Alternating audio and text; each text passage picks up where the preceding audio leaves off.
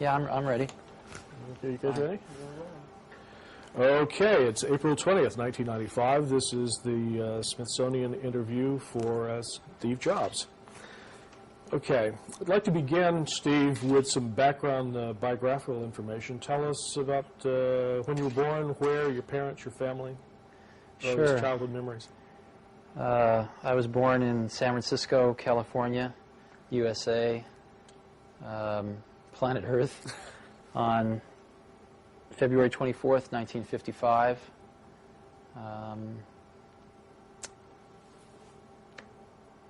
I could go into a lot of details of my youth, but I don't know that anybody would really care about that too much. Well, it might in 300 years, because all this print's going to disintegrate. Tell me a little bit about your parents, your family. What are the earliest things you remember?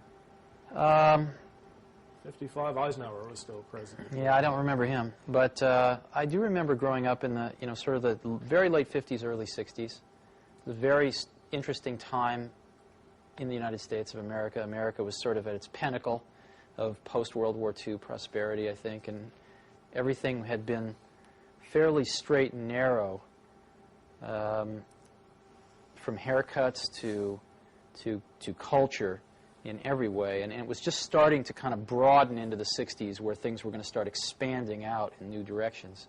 But it hadn't quite gone that way, and everything was still very successful, very young. America was seen very, very young and naive in many ways to me, from my memories of that time. Yeah, so you would have been about 5 or 6 years old when John Kennedy was right, I remember president. John Kennedy being assassinated. I remember the exact moment I heard that he had been shot. Where were you when I was walking across the grass of my schoolyard going home at about 3 in the afternoon, and somebody yelled out that the president had been shot and killed. And I must have been about 7 or 8 years old then, I guess. And I knew exactly what it meant. I also remember very much the Cuban Missile Crisis. I probably didn't sleep for 3 or 4 nights because I was afraid if I went to sleep I wouldn't wake up. And I absolutely, even at, I guess I was about 6, 7 years old. Yeah. Again, I understood exactly what was going on. I think everybody did. And it was really a terror that I will never forget in my life, and probably has never really left. And I think that everyone felt it at that time. Oh, yeah. Those of us who were older, I remember being in high school and making plans of where we'd meet if the country was devastated. It was a strange, strange time. One of the things we're trying to get a handle on is sort of passion and power, and early things that you were passionate about, that you were really interested in, that you think. Well, I was very lucky. I had a father named Paul who was a pretty remarkable man. He'd never graduated from high school. He joined the Coast Guard in World War II and ferried troops around the world for General Patton, I guess. And I think he was always getting into trouble and getting busted down to what's private, I think, is the lowest, right? Yeah. But he was a machinist by trade and worked very hard and was kind of a genius with his hands. And he had a workbench out in the garage where, when I was about 5 or 6, he sectioned off a little piece of it and said, "Steve, this is your workbench now." And he gave me some of his smaller tools, showed me how to use a hammer and a saw and how to build things. And it really was very good for me. He spent a lot of time with me teaching me how to build things, take things apart, put things back together. And one of the things that he touched upon was electronics. He did not have a deep understanding of electronics himself, but he'd encountered electronics a lot in automobiles and other things that he would fix. So he showed me the rudiments of electronics, and I got very interested in that. And then I grew up in Silicon Valley. My parents moved from San Francisco to Mountain View when I was 5. My dad had gotten transferred.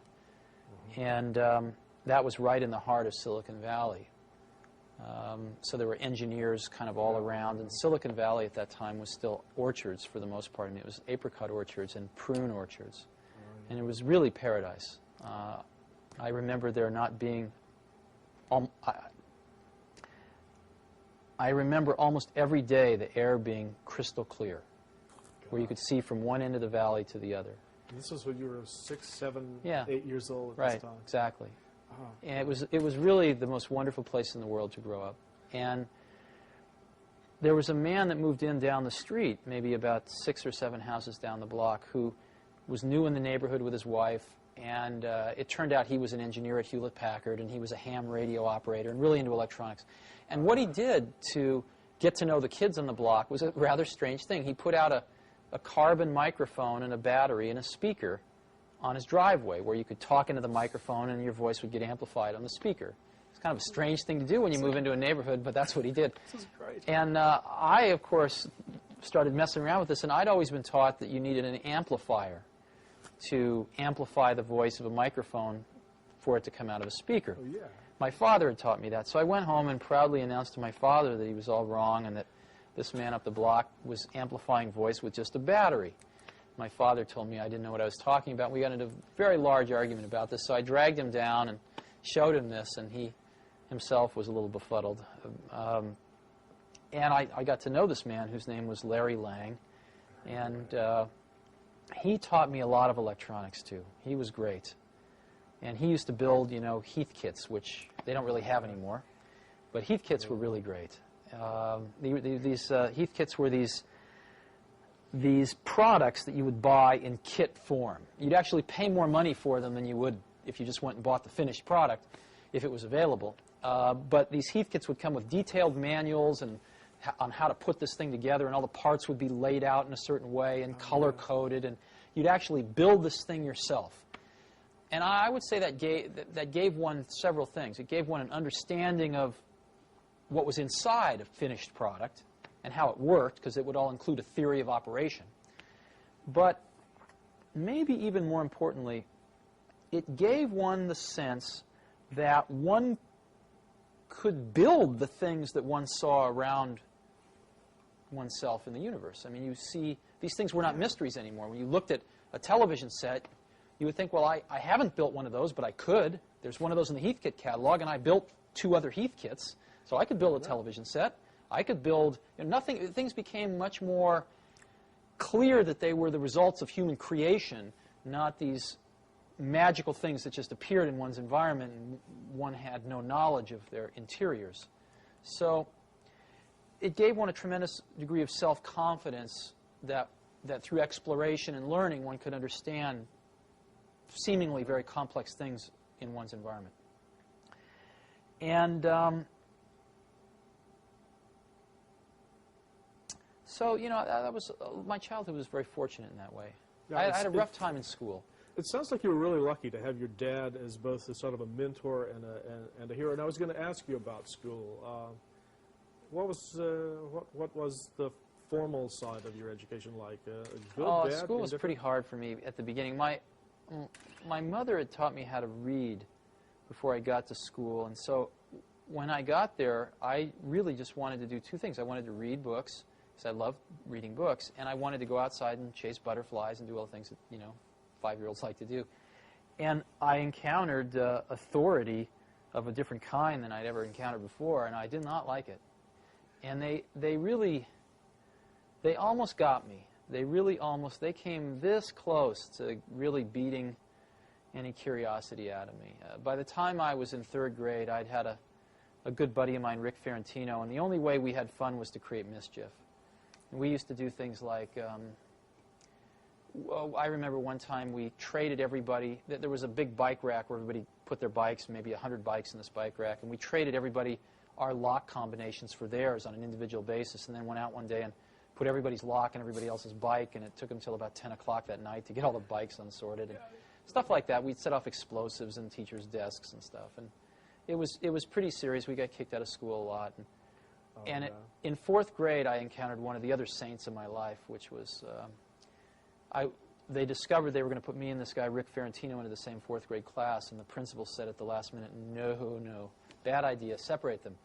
So this teacher, Mrs. Hill, said, I'll take one of them, and she taught the advanced 4th grade class, and thank God I was the random one that got put in her class.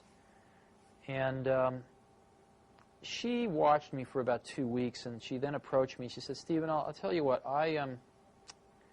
I'll make you a deal. I have this math workbook, and if you take it home and finish it on your own without any help, and you bring it back to me, if you get it 80% right, I will give you $5 and one of these really big suckers. She bought it. She held it out in front of me, one of these giant things.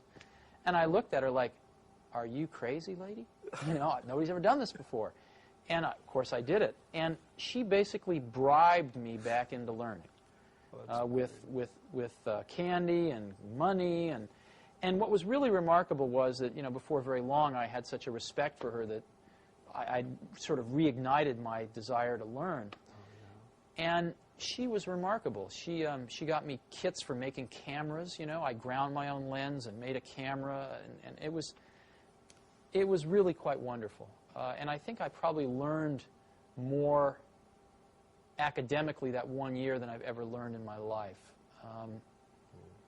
And it created problems, though, because when I got out of 4th grade, they tested me and they decided to put me in high school. And my parents said no, thank God. They said you can skip 1 grade, but that's all. But not to high school. But not to high school. No way, no how. Oh, that's good. And I found skipping 1 grade, you know, to be very troublesome in many ways. That was plenty enough. And but it did create some problems. I'm going to get myself a little out of order here, but this seems like such a good place to talk about it. Is your experience in that 4th grade class, and do you think that had a major impact on your own interest in education? I mean, if there's anyone in the computer industry that's associated with computers and education, it's got to be you and Apple. I'm sure it did, but you know,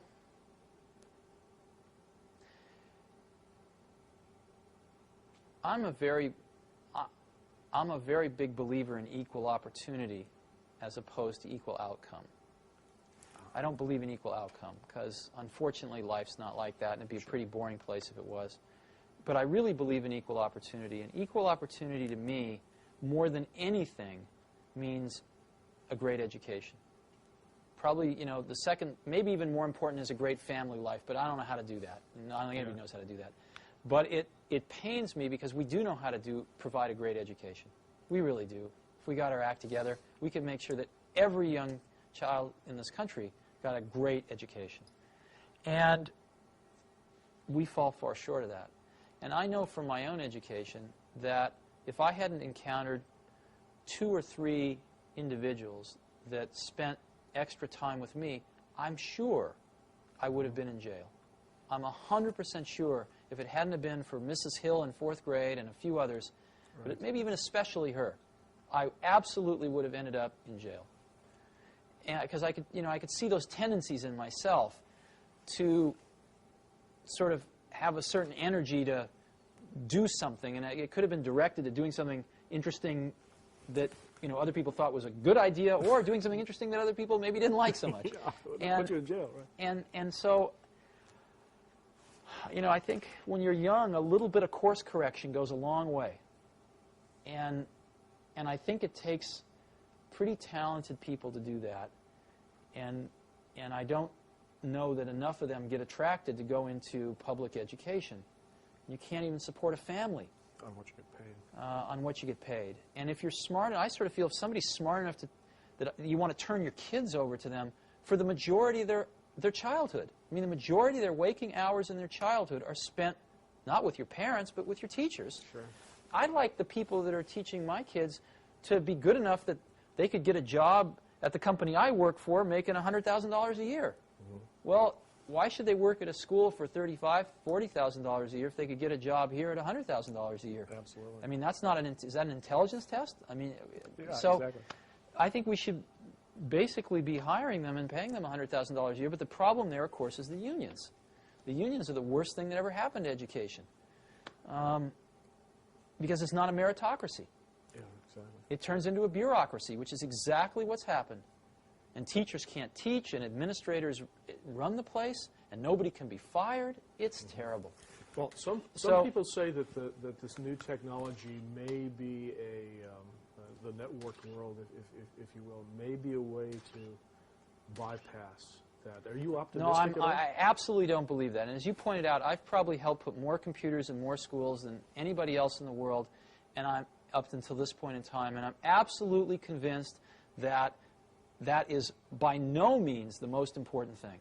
Now, the most important thing is another person that incites your curiosity, that guides your curiosity, that feeds your curiosity. And machines cannot do that in the same way people can. The elements of discovery are around you. You don't need a computer to know. I mean, you know, here. Why does that fall? You know why? Nobody knows why. Nobody in the entire world knows why that falls. We can describe it pretty accurately, but no one knows why. I don't need a computer to get a kid interested in that, to spend a week playing with gravity and trying to understand it and come up with reasons why. But you do need a person. You do need a person. And so, especially with computers the way they are now, computers are very reactive. But they are not proactive. They are not agents, if you will. They are very reactive. So what children need is something much more proactive. And they need a guide. They don't need an assistant. And I think we have the material to solve this problem in the world. It's just being deployed in other places. And I've been very strong believer that what we need to do in education is go to the full voucher system. I know this isn't what you care about, but this is what I care about a great deal. Well, and this is exactly what we care about. Okay, great. This was believe it or not, this was at the end, and we're one of the things that I feel is that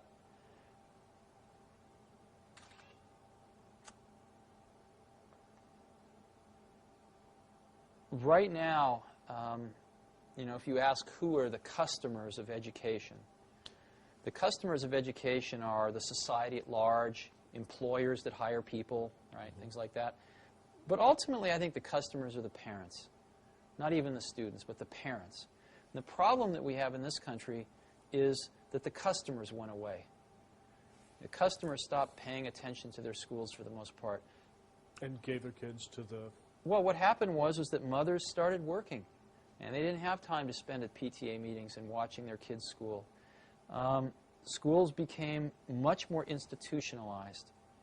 And parents spent less and less and less time involved in their kids' education. And what happens when a customer goes away and a monopoly gets control, which is what's happened in our country, is that the service level almost always goes down. I remember seeing a bumper sticker when the telephone company was all one, AT&T, the Bell system. I remember seeing a bumper sticker with the Bell logo on it, and it said, "We don't care. We don't have to." You know? And that's what a monopoly is. Sure. That's what IBM was in their day, and that's certainly what the public school system is. They don't have to care. Now, it turns out, let's go through some economics. The most expensive thing most people buy in their lives is a house. Second most expensive thing is a car, usually. And a car costs, average car is approximately about $20,000 now, $16,000, $20,000. And an average car lasts about, what, 8 years? Right? You buy another one. Yeah. So approximately, $2,000 a year, right, for an 8-year commitment. Well, your child goes to school, right, approximately 8 years in K through 8, right? Right. You don't like to switch schools. It's about an 8-year commitment. What does the state of California spend per pupil per year? I have no idea. In a public school? I have no idea. What they spend per year per pupil is about $4,400. Wow. Okay? Over twice as much as a car. Now, it turns out that when you go to buy a car, you have a lot of information available to you to make a choice, and you have a lot of choices. Oh, yeah. I mean, General Motors and Ford and Toyota and Chrysler and Nissan, they are advertising at me like crazy. I can't get through a day without seeing 5 car ads. And they seem to be able to make these cars efficiently enough that they can afford to take some of my money and advertise to other people with it. Sure. So that everybody knows all about these cars. And they keep getting better and better and better each year because there's a lot of competition. And there's a warranty. And there's a warranty, that's right. But in schools, since people don't feel like they're spending their own money, they feel like it's free, right? No one does any comparison shopping. Matter of fact, if you want to put your kid in a private school, you can't take the $4,400 a year out of the public school and use it. You have to come up with, you know, $5,000 or $6,000 of your own, or even $4,400 of your own money. Sure. Or more. I believe very strongly that if the country gave each parent a voucher, a check for $4,400 that they could only spend at any accredited school, that several things would happen. Number one, schools would start marketing themselves like crazy to parents to get students. Secondly, I think you see a lot of new schools starting. I've suggested as an example, if you go to Stanford Business School, they have a public policy track. They could start a school administrator track. So you could get a bunch of people coming out of college, tying up with somebody who just got out of business school. They could be starting their own schools. Sure. You could have 25-year-old kids out of college, very idealistic, full of energy. Instead of starting a Silicon Valley company, they'd start a school. And I believe they would do far better than many of our public school teachers do. The third thing you'd see is I believe that you would see the quality of schools, again, just like in a competitive market, start to rise. Some schools would go broke. A lot of the public schools would go broke. There's no question about it. It would be rather painful for the first several years. And deservedly so. But I think far less painful than the kids going through the system as it is right now. And some people, the biggest complaint is, of course, that schools would pick off all the good kids and all the bad kids would be left to wallow together in either a private school or the remnants of the public school. To me, that's like saying, well, all the car manufacturers are going to make BMWs and Mercedeses and nobody's going to make a $10,000 car. Well, I think the most hotly competitive market right now is the $10,000 car area. You've got all the Japanese playing in it. You've got General Motors that spent $5 billion subsidizing Saturn so far so that they can compete in that market. You've got Ford, which has just introduced 2 new cars in that market. You've got Chrysler with the Neon. So you're spending $32,000 and you're getting a $500 used car in some cases. The market competition model seems to indicate that where there is a need, there is a lot of providers willing to tailor their products to fit that need, and a lot of competition which keeps forcing them to get better and better. So I think the problems we've got, I used to think when I was in my 20s that technology was the solution to most of the world's problems. And unfortunately, it ain't so. It's sort of, I'll give you an analogy. A lot of times we think, why is television programming so bad? Why are television shows so bad, so demeaning, so poor? And the first thought that occurs to you is, well, there's a conspiracy. The networks are feeding us this slop because it's cheap to produce, because of this, because of that. It's the networks that are controlling this, and they are feeding us this stuff to try to dumb down the American public. But the truth of the matter, of course, if you study it in any depth, is the networks absolutely want to give people what they want so that they watch the shows. If people wanted something different, they would get it. And the truth of the matter is, the shows that are on television because that's what people want. The majority of the people in this country want to turn on the television and turn off their brain. And that's what they get. And that's far more depressing than a conspiracy. Conspiracies are much more fun than the truth of the matter, which is that a vast majority of the American public are pretty mindless most of the time. And want to be that way. I think the school situation is equally, there's a parallel here when it comes to technology. It is so much more hopeful to think that technology can solve the problems that are really more human and more organizational and more political in nature. And it ain't so. we need to attack these things at the root, which is people, and how much freedom we give people, the competition that will attract the best people. Unfortunately, the side effect of pushing out a lot of 46-year-old teachers that lost their spirit, 15 years ago and shouldn't be teaching right now. So I think I feel very strongly about this.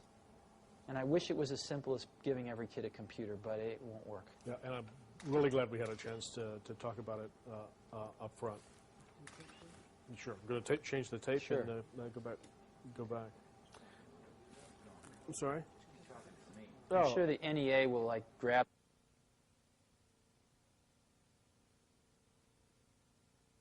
I wanted to make sure that we got covered. And one of the things was about the books about your life and career. So much has been written about you. Rather than go over a lot of those stories, I was going to ask if there are any of those books, or which one do you think is the best and the fairest, and if there are aspects that of your career that you think have been left out that you'd like to have addressed. I have to tell you truly, I'm pretty ignorant about that because I haven't read any of them. Oh, I skimmed one time, and the first page, I skimmed one, maybe read about 10% of it, and I read the first page of another, and it got my birthday wrong by a year.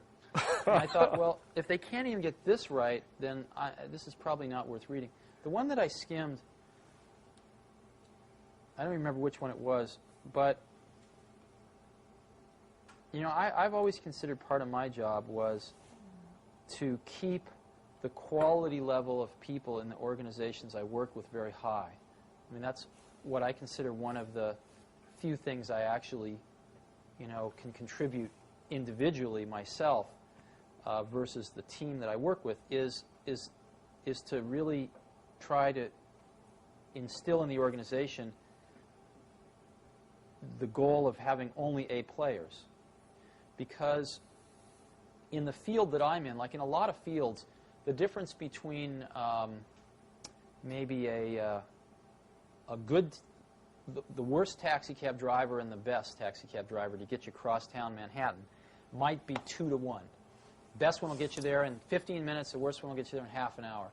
Or the best cook and the worst cook, maybe it's 3 to 1.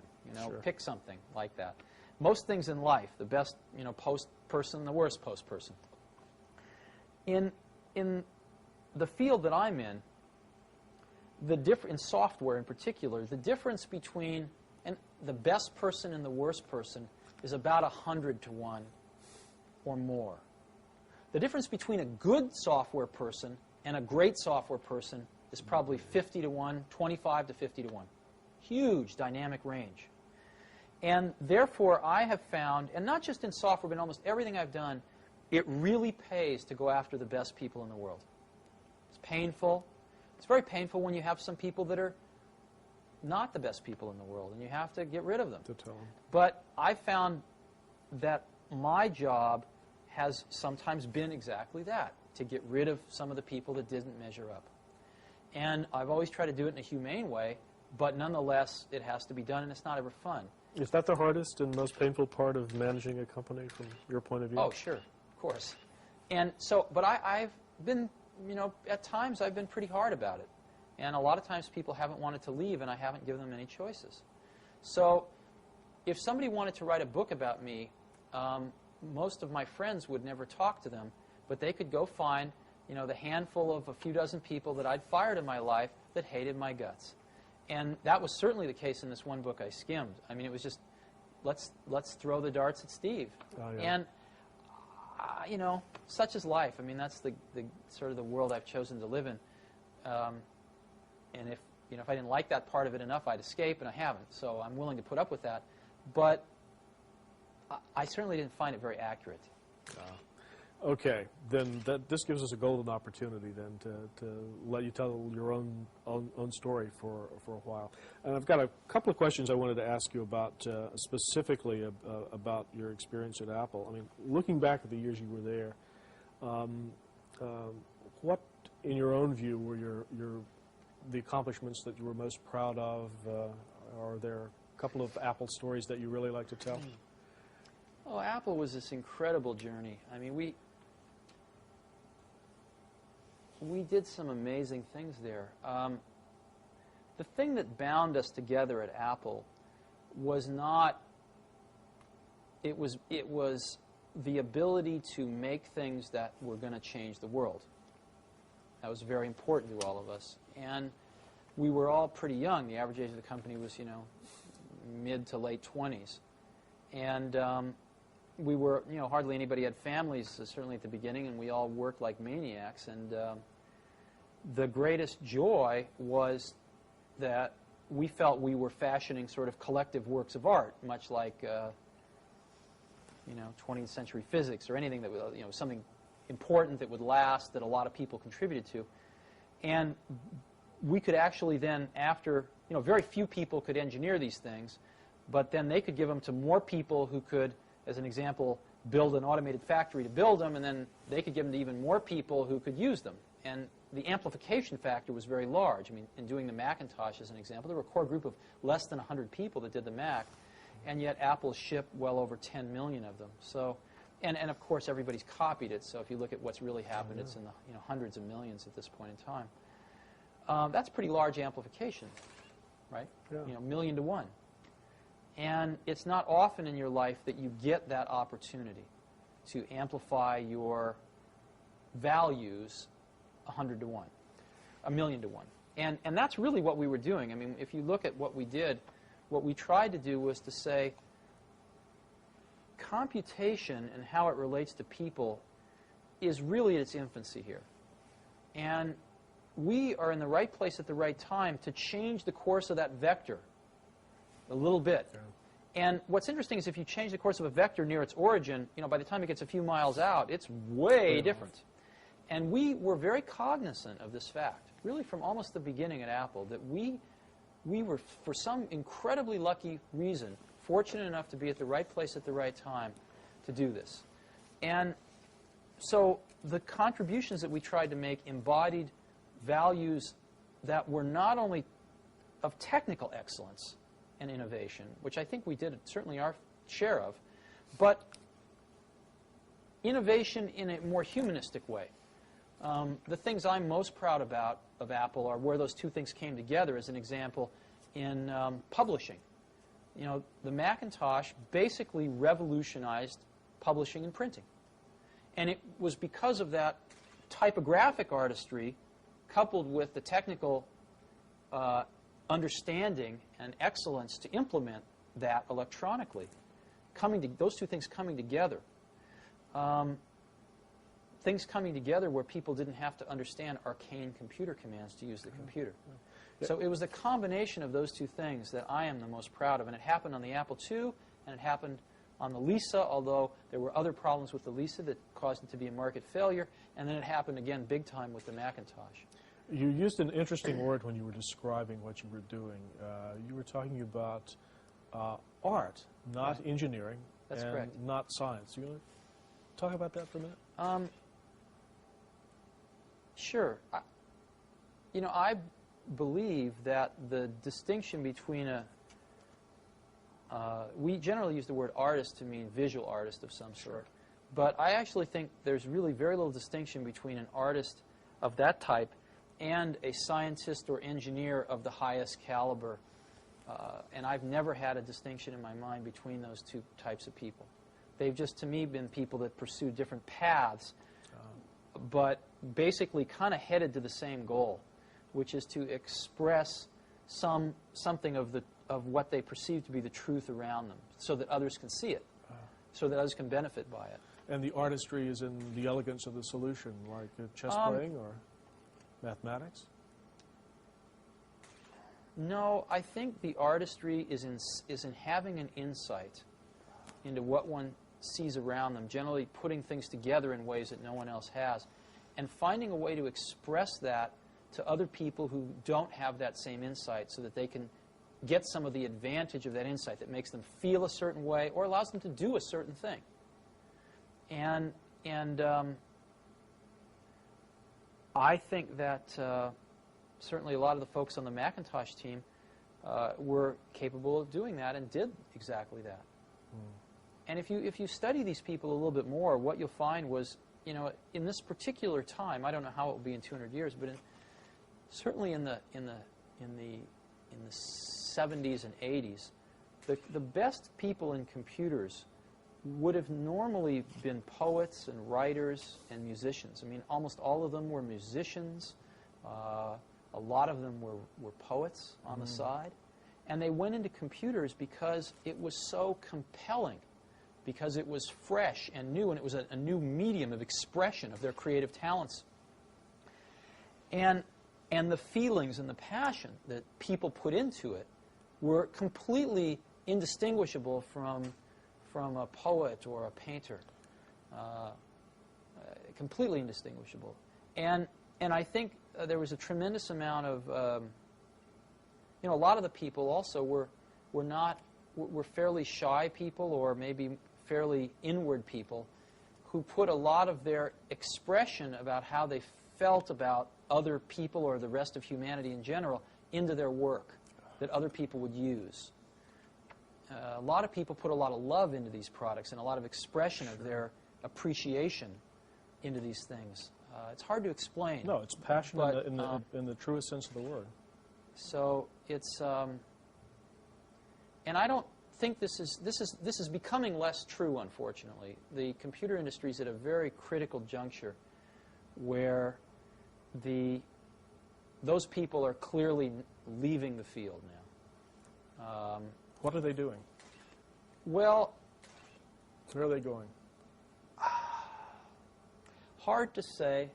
They're not being attracted by something else. They're being driven out of the computer business.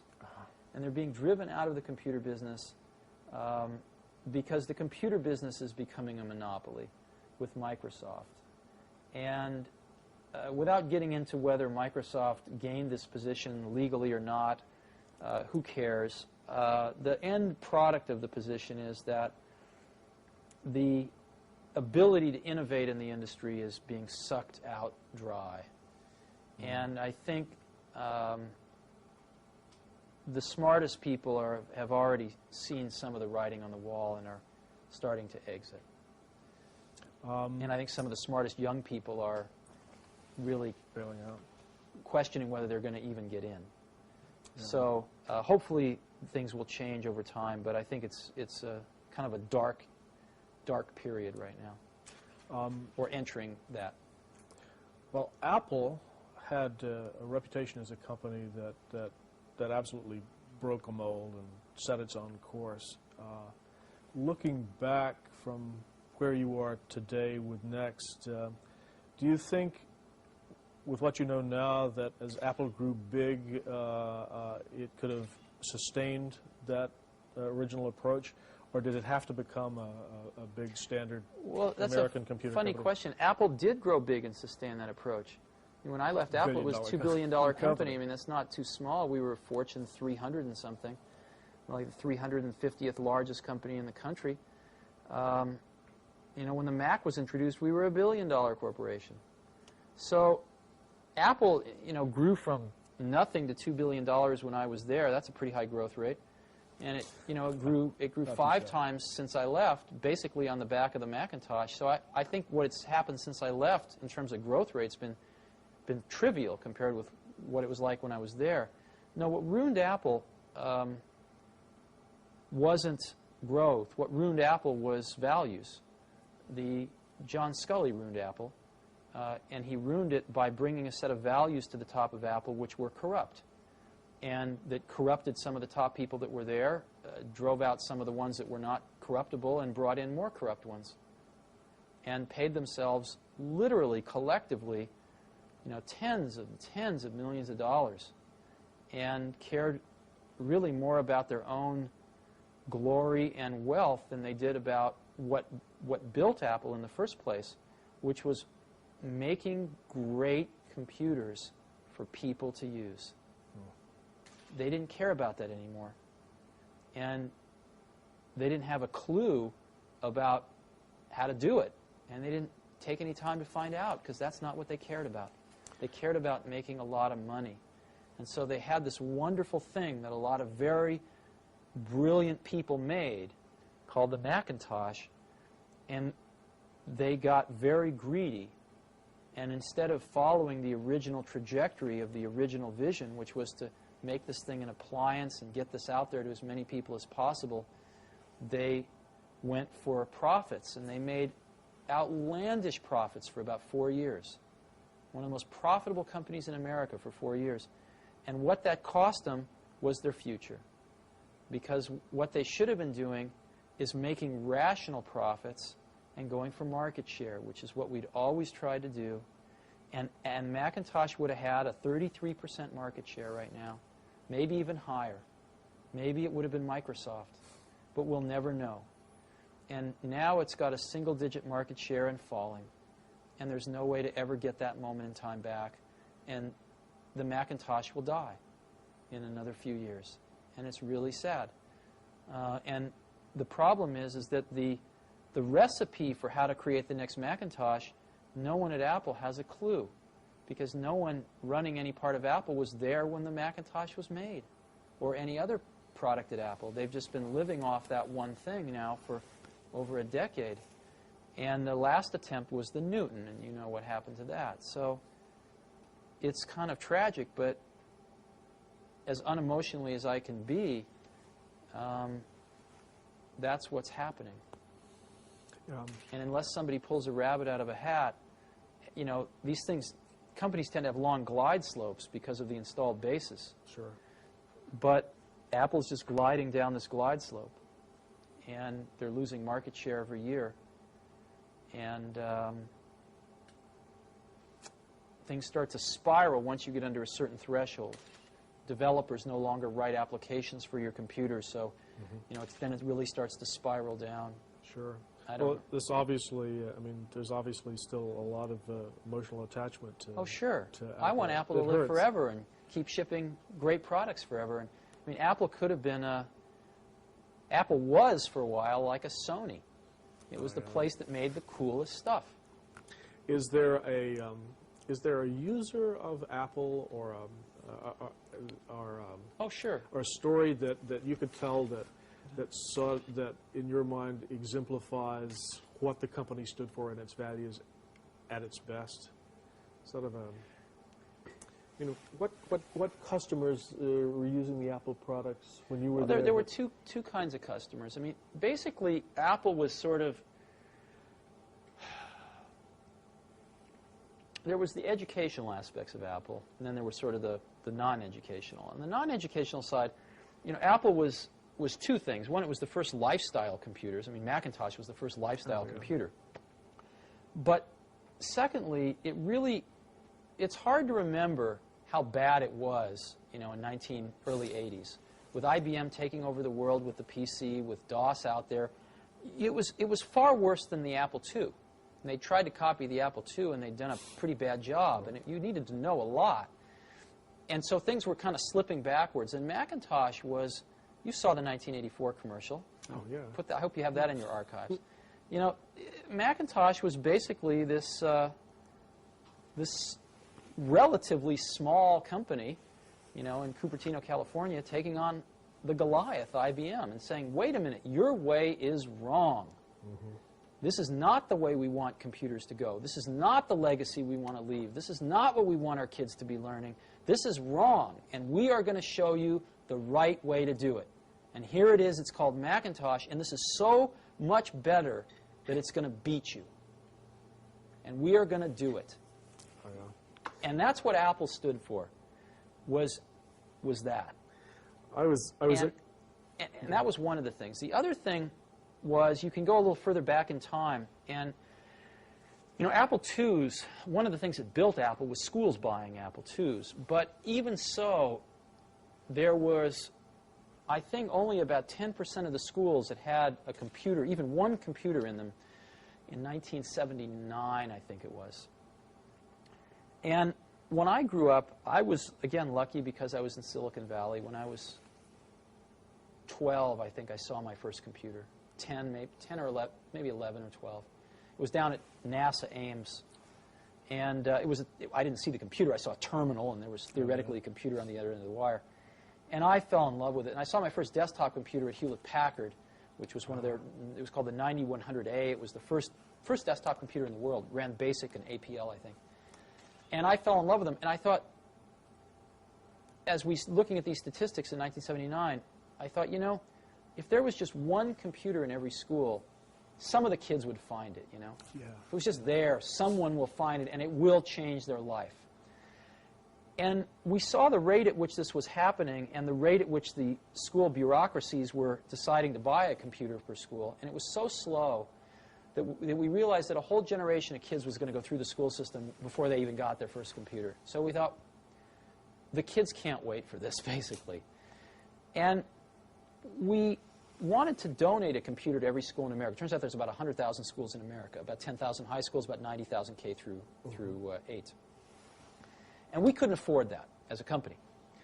So we studied the law, and it turned out that there was a law already on the books, in a national law, that said if you donate a piece of scientific instrumentation or computer to a university for educational and research purposes, you can take an extra tax deduction for that. That basically means you don't make any money, you lose some, but you don't lose too much. You lose about 10%. And we thought if we could apply that law, if we could enhance that law a little bit to extend it down to K through 8 and remove the research requirements, so it just was educational, then we could give 100,000 computers away, one to each school in America, and it would cost our company $10 million. Which was a lot of money to us at that time, but it was a lot less than the $100 million it would cost us if we didn't have that. And we decided we were willing to do that. And we actually, it was the most incredible thing, one of the most incredible things I've ever done. We found our local representative, a guy named Pete Stark, over in, I think it was East Bay. And Pete and a few of us sat down and we wrote a bill. We literally drafted a bill to make these changes. And we committed. We said if this law changes, we will donate 100,000 computers at a cost of $10 million to us. And we called it the Kids Can't Wait bill. And Pete Stark introduced it in the House, and Senator Danforth introduced it in the Senate. And I refused to hire any lobbyists. And I went back to Washington myself, and I actually walked the halls of Congress for about 2 weeks. And it was the most incredible thing. I met probably 2/3 of the House and over half of the Senate myself and sat down and talked with them. And it was very interesting. I found the House members were routinely less intelligent than the Senate members. And they were much more knee-jerk to their constituency, which I found initially quite offensive. But I came to understand that maybe that's a really good idea. Maybe that's the way the framers wanted it. They weren't supposed to think too much. They were supposed to represent. Maybe the senators were supposed to think a little more.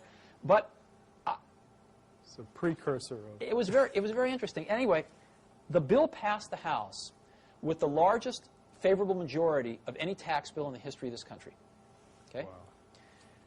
What happened was, it was during Carter's lame duck session, and Bob Dole, who was then the Speaker of the House, killed it. He would not bring it to the floor. And we ran out of time. And so we would have had to have started the entire process over the next year. And I gave up. I said, this is crazy. However, fortunately, something unique happened. California thought this was such a good idea that they came to us and they said, you don't have to do a thing. We're going to pass a bill that says, since you operate in the state of California, pay California tax, we're going to pass this bill that says if the federal bill doesn't pass, then you get the tax break in California. You can do it in California, which there are 10,000 schools. So we did. Wow. We gave away 10,000 computers in the state of California. We got a whole bunch of the software companies, gave away a bunch of software. We trained teachers for free, and we monitored this thing over the next few years. It was phenomenal. It was really phenomenal. And one of my great experiences, but also one of my biggest regrets, was that we really tried to do this on the national level and got so close. Great story. And I don't think Bob Dole even knew what he was doing, but he really, unfortunately, screwed up here. Yeah. Major. Oh, that's a great story. That's a great but story. That was also part of what Apple was about. Now, on the business side, I was at the Washington Post when the Macintosh was introduced, and the Washington Post was an IBM Big Blue shop, and nobody was going to play with it. That's right. And the Macintosh infiltrated the Post. There was almost a guerrilla movement. And it started with ad artists, and now the whole front end of the newspaper is being done on Macintosh Apple machines. On the business side, was that fairly common? This sure, guerrilla cult movement on see, we had no concept of how to sell to corporate America because none of us had ever come from there. I mean, it was like another planet to us. I mean, unfortunately, I've had to learn all that stuff now. And if I'd only known then what I know now, we could have done a lot better. But didn't know that stuff and didn't have any people that did. So our attempts to sell to corporate America were just bungled. And we ended up just selling to people that sort of were buying a product for its merit, not because of the company it came from. I mean, everybody was very hooked on Big Blue back then. Oh, yeah. And they bought IBM mindlessly, that famous phrase, you never get fired for buying IBM. True. But we, fortunately, were able to change a lot of that. And Apple, as you know, even I believe today, is a bigger supplier of personal computers than IBM. Great stories. Tell me about NeXT. What motivated you to establish NeXT, and what were the goals that you set out to accomplish when you set up this new company? Oh, that's complicated. We basically wanted to keep doing what we were doing at Apple, keep innovating, and we didn't see that was going to happen. And we made a mistake, which was to try to follow the same metaphor that we did at Apple, to make the whole widget. And the market was changing. The industry was changing. The scale was changing. And in the end, we knew we would sort of be the last company that made it or the first that didn't. You know, we were right on that edge. And we thought we'd be the last one that really made it, but we were wrong. We were the first one that didn't make it. And I think pretty much put an end to the companies that have ever tried to do that. And we certainly made our fair share of mistakes, but in the end, I think we should have took a little longer and realized that the world was changing and just go on to be a software company right off the bat. Right off the bat. But the machine got great reviews. Well, the machine was the best machine in the world. Listen, believe it or not, they're selling on the used market today for, in some cases, more than we sold them for originally. They're hard to find even today, and we haven't even made them for 2 years, 2.5 years. What are the features that people, are there features on the old NeXT machine, it's not that old, that are still missing from computers today? Or? Oh, sure. What? Tell us about it. Well, first of all, it was a totally plug-and-play machine. Right? Except for Macintosh, that's hard to find. It was an extremely powerful machine, though, way beyond the Macintosh. So it sort of combined the power of the workstations with this plug-and-playness of the Mac, which is quite nice. Second of all, the machine had sort of a fit and finish that you don't find today. Beautiful. No, I don't just mean in packaging. I mean in sort of operation. Simple things to complex things. Simple things like soft power on and off. I mean, trivial little thing, but as you know, one of the biggest reasons people lose information in computers is they turn them off at the wrong time. And when you get into a multitasking network system, that can happen. That can even have much more severe consequences. So, we were the first people to ever do that, still some of the only people to do that, where you push a button and you tell the computer, you request the computer to turn off, it figures out what it needs to do to shut down gracefully and then turns itself off. Of course, the NeXT computer was the first computer with built-in, high-quality sound, CD-quality sound, and most people do that now, which is great. It took them a long time, but most people do that now. Yeah, just ahead of its time. Yeah, just ahead of its time. But change the tape. I need. Ready to roll? Tell me about the NeXTSTEP software. What makes it different? What trends does it respond to? That's the real gem. I'll tell you an interesting story. When I was at Apple, a few of my acquaintances said, you really need to go over to Xerox PARC, which was Palo Alto Research Center, PARC, and see what they've got going over there. Now, they didn't usually let too many people in, but I was able to get in there and see what they were doing, and I saw their early computer called the Alto, which was a phenomenal computer. And they actually showed me 3 things there that they had working in 1976. I saw them in 1979. That took really until a few years ago for us to fully recreate, for the industry to fully recreate, in this case with NextStep.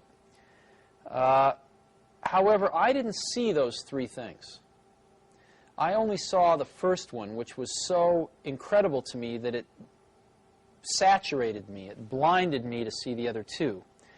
And it took me years to sort of recreate them or rediscover them and incorporate them back into the model. But they were very far ahead in their thinking. They didn't have it right. I mean, the stuff they had done was not really right, but it was the germ of the idea of all 3 things was there. And the 3 things were graphical user interfaces, object-oriented computing, and networking. Let me go through those. Graphical user interfaces. The Alto had the world's first graphical user interface. It had windows. It had a crude menu system. It had crude panels and stuff. It didn't work right, but it basically was all there. Objects. They had Smalltalk running. The world's first, or not the first, but really basically the first object-oriented language. Simula was sort of the first, but Smalltalk was the first official object-oriented language. Third, networking. They invented Ethernet there, as you know, and they had about 200 Altos with servers hooked up in a local area network there, doing email and everything else over the network, all in 1979. I was so blown away with the potential of the germ of that graphical user interface stuff I saw that I didn't even assimilate or even stick around to investigate fully the other 2. What NextStep was the completion of turning some of that vision into a reality, incorporating the world's first truly commercial object-oriented system, NextStep, and really for its time being the most networked system in the world when it came out. And I think the world has made a lot of progress in networking, but hasn't yet crossed the hurdle into objects. And what's happened with NextStep is it's really started to get adopted by some very large corporate customers and is now the most popular object-oriented system in the world, as objects are on the threshold of starting to move into the mainstream. And so the company last year recorded its first profit in its 9 years history and sold $50 million worth of software. I think we're going to have some significant growth this year.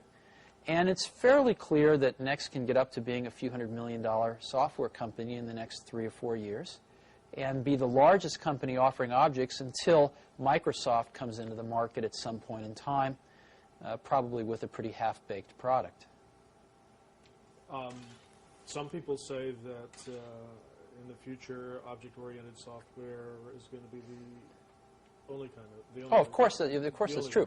Yeah, the minute... I remember it being at Xerox in 1979 because it was one of those sort of apocalyptic moments. Yeah. I remember within 10 minutes of seeing the graphical user interface stuff, just knowing that every computer will work this way someday. I mean, it's so obvious once you saw it. It didn't require tremendous intellect. If you just looked at it, of course, every computer is going to work this way. This is so clear. The minute you understand objects, it's exactly the same feeling. All software will be written using object-oriented technology someday. You can argue about how long it's going to take, i.e. when. You can argue about who the winners and losers are going to be. But I don't think a rational person can argue about its inevitability. Give me your thoughts on the current status and the future of the Internet and the commercial online services and how they're affecting computer development.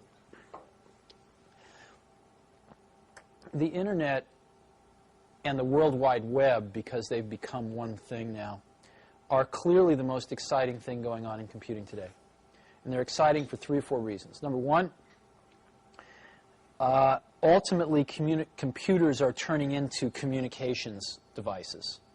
I mean, ultimately we're spending more and more of the cycles of the computer to not only make it easy to use, but to make it easy to communicate. And the web is the missing piece of the puzzle, which really is going to power that vision much further forward. So it's very exciting in that way. Secondly, it's very exciting because it is going to destroy vast layers of our economy. And it is going to make available a presence in the marketplace for very small companies that is equal to very large companies. Let me give you an example. A small 3-person company in Phoenix, Arizona can have a web server that looks identical, if not better, than IBM's or than the Gaps or than anybody else, any large company. And they can gain access to this electronic distribution channel for free.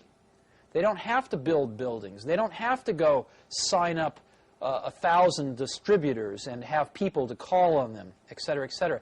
In essence, direct distribution from the manufacturer to the customer via the Internet, via the web, the direct contact, direct transactions, and then distribution via UPS or Federal Express, that's going to be cheaper than going through all these middlemen or building hundreds of stores around the country.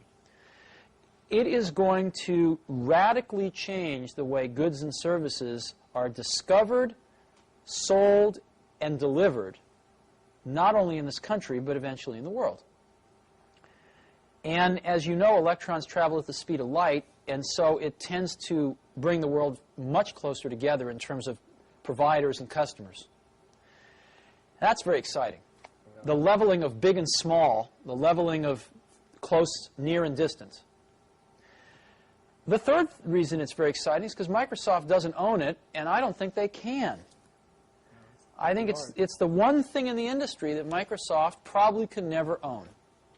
And I think one of the things that's essential is that the government continue to fund the Internet as a public trust, as a public facility, and remove any of these ridiculous notions of privatizing it that have been brought up. I don't think they're going to fly, thankfully. The Internet costs the U.S. government about $50 to $75 million a year. This is peanuts for what it's doing right now. And even if that cost someday escalated to, $500 million a year, which of course you could build the whole Internet each year for that from scratch if you had to. You could replace all the equipment, etc.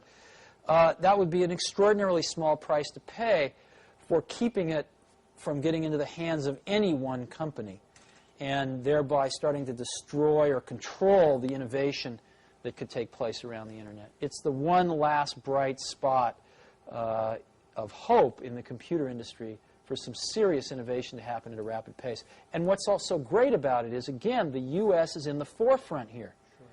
Sure. That's what's great about the whole personal computer and software industry, but this is another example of where the U.S. is in the forefront. I think it should be kept open. It should be kept free. Yeah. How do you feel about? I mean, the World Wide Web is becoming a global phenomenon. Yes. Well, are you optimistic about it staying free? Yes, I am optimistic about it staying free. But before you say it's global too fast, it's estimated that over 1/3 of the total Internet traffic in the world originates or destines in California. So I actually think this is pretty typical, where California, again, is certainly in the leading edge of this not only technical but cultural shift. So I do expect the web to be a worldwide phenomenon, distributed fairly broadly. Right now, I think it's a U.S. phenomenon that's moving to be global, and again, very concentrated in certain pockets, California being one. Oh yeah, well, 85% of the world doesn't have access to a telephone yet, so right. But potential there, and you're pretty optimistic. Tell me about Pixar. Pixar is very interesting. I got hooked up with some folks. Again, a friend of mine told me I should go visit these crazy guys up in San Rafael, California, who were working at Lucasfilm. Now, George Lucas, whom you know, produced the Star Wars film trilogy, was a smart guy. And at one point, when he had a lot of money coming in from these films, realized that he ought to start a technology group. He had a few problems he wanted to solve. Let me give you an example of one. When you make a copy of an analog audio recording, like a tape cassette to another tape cassette, you pick up noise artifacts. In this case, hiss on the tape. If you make a second-generation copy, it gets worse exponentially. The same is true of optical analog copies. If you take a piece of film, make an optical copy, you pick up noise artifacts, in this case optical noise, which comes across as blurriness in some cases, comes across as other noise artifacts in other cases. Now, George, to make Star Wars, actually had to composite together up to 13 pieces of film for each frame. The matte paintings for the backgrounds might be a few pieces of film. The models might be a few pieces of film. The live action might be a few pieces of film. Some special effects might be a few pieces of film. And every time he'd make a copy to composite two together, then add a third, then add a fourth, he was adding noise artifacts in each generation. And if you go buy a Laserdisc of any of the Star Wars movies and you stop it on some of the frames, they are really grungy, incredibly noisy, very bad quality. George, being the perfectionist he was, who figured out how to do this at all, said, I'd like to do it perfectly. I'd like to do it digitally, and nobody had ever done that before. So he hired some very smart people, and they figured out how to do it for him, digitally with no noise artifacts. Software, and they actually built some specialized hardware at the time. George, at some point, decided that this was costing him several $1 million a year and decided he didn't want to fund it anymore. So I bought this group from George Lucas, and I incorporated it as Pixar, and we set about basically revolutionizing high-end computer graphics. If you look at the 10 most important revolutions in high-end computer graphics, in the last 10 years, 8 of them have come out of Pixar. All of the software that was used to make Terminator, as an example, to actually construct the images you saw on the screen, or Jurassic Park with all the dinosaurs, was Pixar software. Industrial Light and Magic uses it as the basis for all of their stuff. But Pixar had another vision than to do special effects. Pixar's vision was to tell stories, to make real films. And so our vision was to make the world's first animated feature film that was completely computer synthetic. Sets, characters, everything.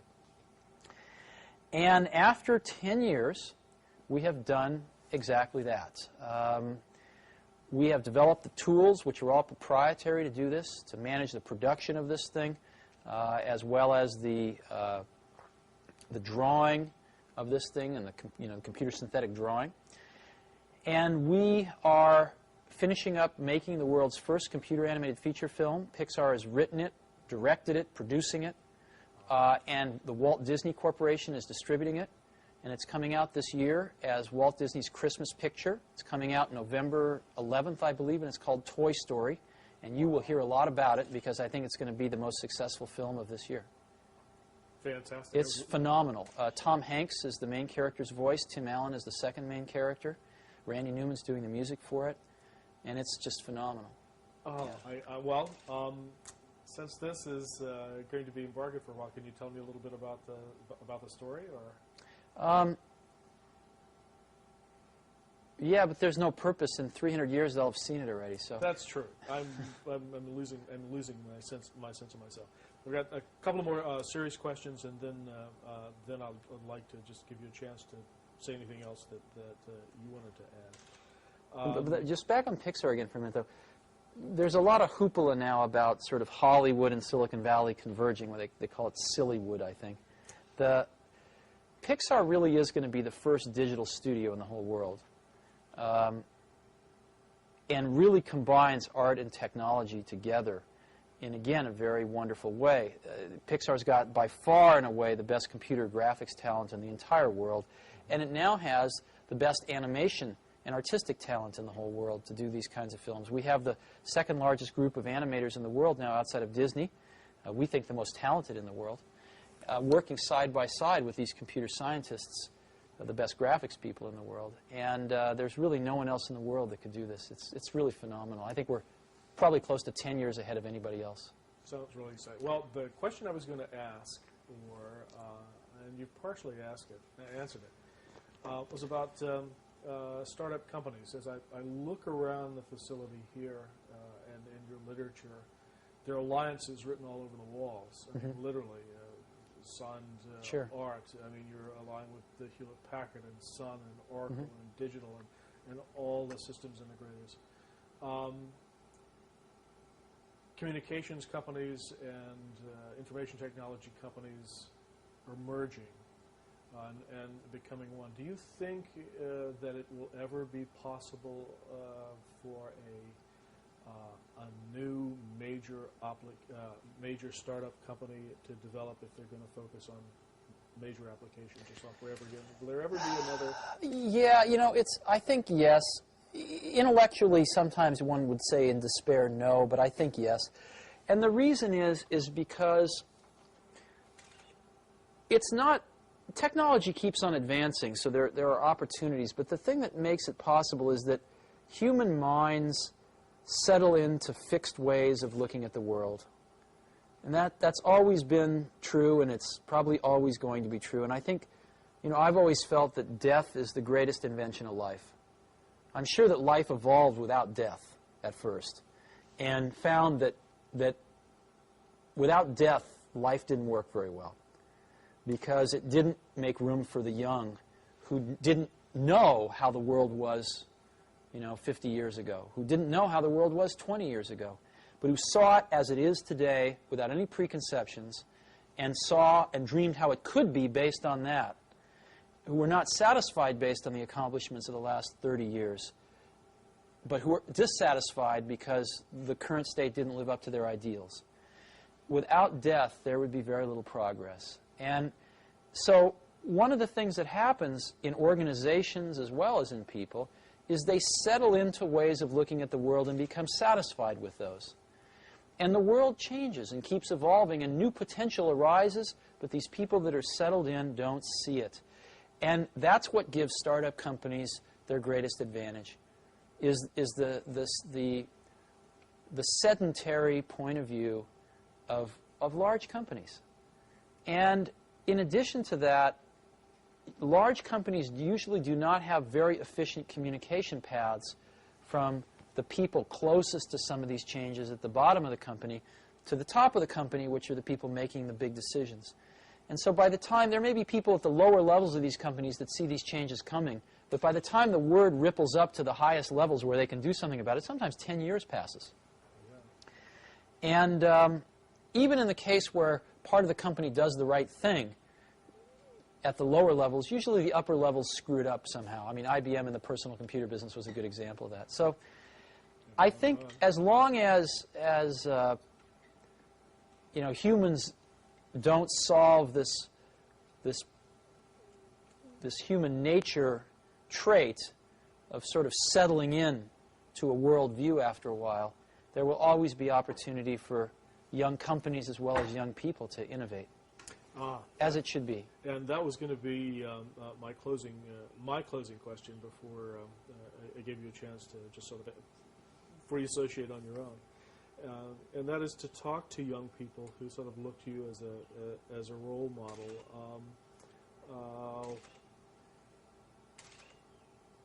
Opportunities for innovation you think are still possible.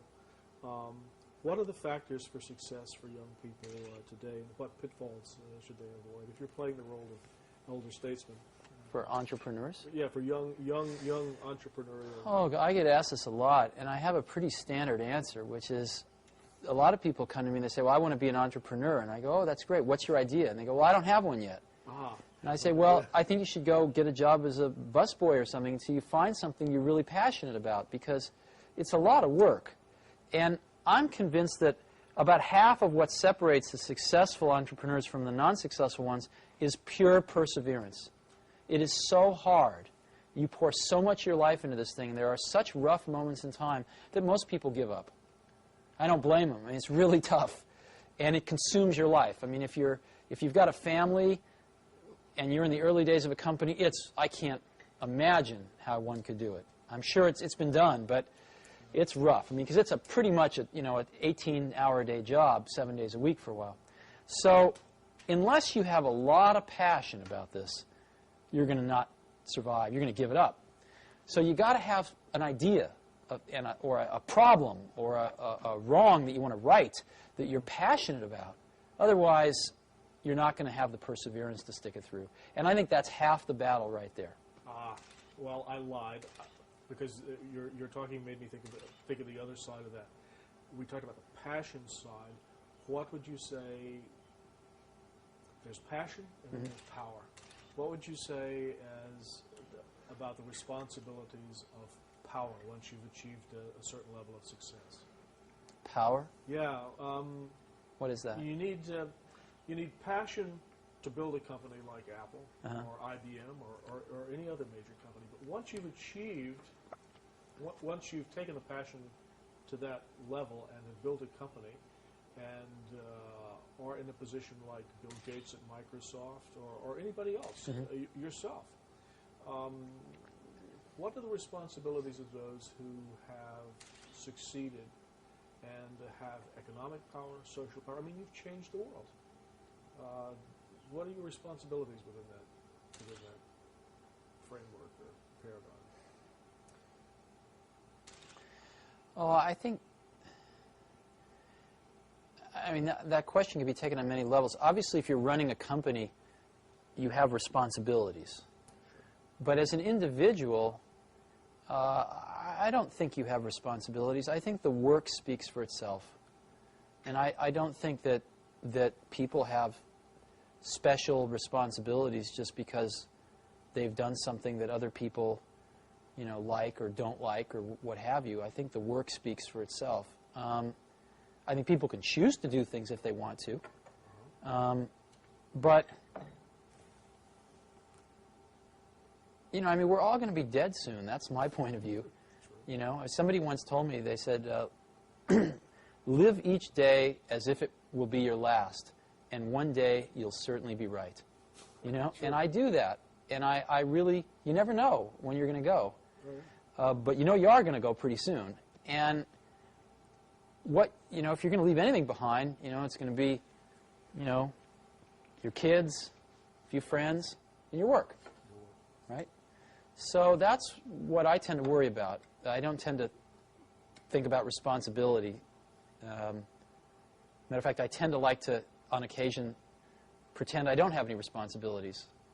And I try to remember the last day when I didn't have anything to do, and I had nothing to do the following day that I had to do. I had no responsibilities, and it was, decades ago. So I have to pretend when I want to feel that way.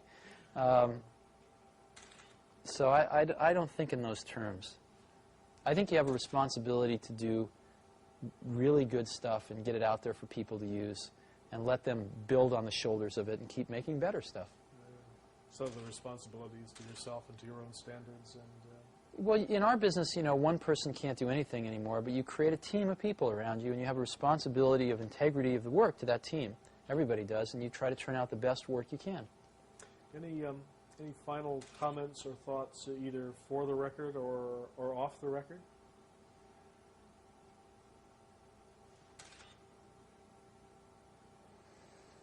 No, not really. Time frame's an interesting thing when you think about people. Looking back, I do think when people look back on this in 100 years, they're going to see this as a remarkable time in history. It's incredibly, and especially this area, believe it or not. I mean, I think when you look at the innovation that's come out of this area, just this Bay Area, Silicon Valley and the whole San Francisco, Berkeley Bay Area, you've got the invention of the integrated circuit, the invention of the microprocessor, the invention of semiconductor memory, right? Certainly the invention of the modern hard disk drive, the invention of the floppy disk drive, the invention of the modern floppy disk drive. Those were invented at IBM, the hard disk and the floppy disk, but the commercialization of those things. The invention of the personal computer, the invention of genetic engineering, the invention of object-oriented technology, the invention of graphical user interfaces at PARC, followed by Apple, the invention of networking. All that happened in this Bay Area. Isn't that incredible? Yeah. Why do you think it happened? Why here? Why here? This place, this 2 or 3 reasons. This place is a remarkable place, actually. I mean, you have to go back a little bit in history. I mean, this is where the beatnik era happened, San Francisco. It was a pretty interesting thing. This is where the hippie movement happened. This is the only place in America where rock and roll really happened, right? It's all the bands. I mean, most of the bands in this country, outside of Bob Dylan in the 60s, I mean, they all came out of here. Everything from Joan Baez to, Jefferson Airplane to the Grateful Dead. I mean, everything came out of here. Janis Joplin, Jimi Hendrix. Everybody. Why is that? That's a little strange when you think about it. And then you've also had Stanford and Berkeley, 2 awesome universities, drawing smart people from all over the world and depositing them in this clean, sunny, nice place where there's a whole bunch of other smart people and pretty good food, right? And, at times a lot of drugs and a lot of fun things to do. So they stayed. And so there's a lot of human capital pouring in here, right? A lot of human capital. Really smart people. The average, people seem pretty bright here relative to the rest of the country. And people seem pretty open-minded here relative to the rest of the country. And I think it's just a very unique place. And I think it's got the track record to prove it. So that tends to attract more people, too. And I give a lot of credit to the universities. Probably the most credit of anything to Stanford and Berkeley, UC Cal. Yeah. That's great. Thanks. Well, I cannot tell you how much we appreciate this. Sure, I hope it's helpful. Oh, and it will be. We'll give you a copy of this. And one. Well, I just did David Packard yesterday, and